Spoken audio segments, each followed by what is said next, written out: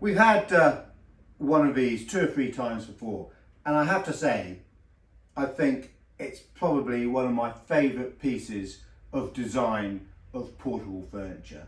And that's because of its simplicity in action, and also the fact that out of this oak briefcase you get quite an elegant and useful games table with a very quick action to unfold it.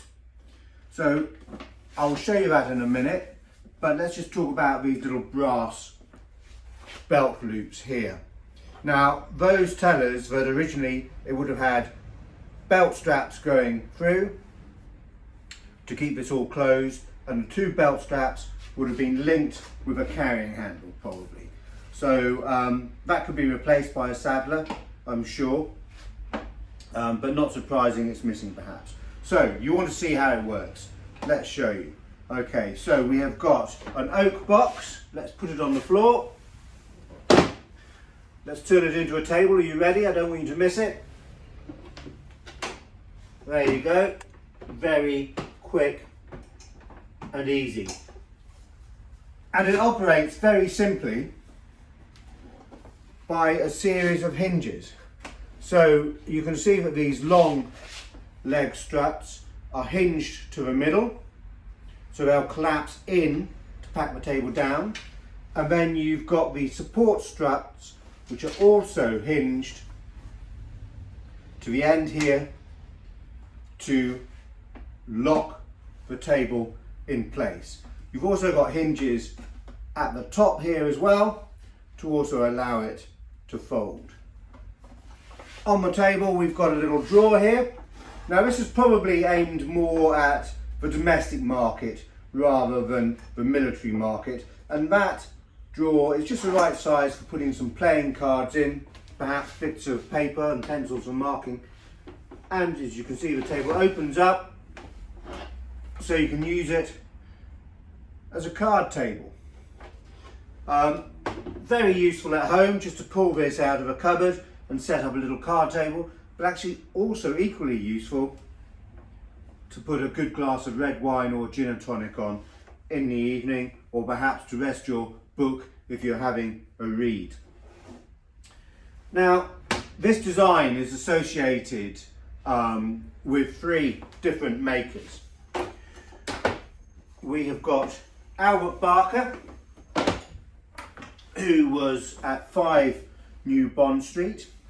We've got Walter Thornhill, who is at 144 New Bond Street, and we've got G.W. Scott and Sons, who are also in London, and they were makers of very high-end picnic baskets. They made a version of this table which had a picnic basket to the top, and then the table folded out below so you could stand the picnic basket. Now, Walter Thornhill and Albert Barker were quite closely associated. Between 1875 and 1885, Barker actually worked for Thornhill.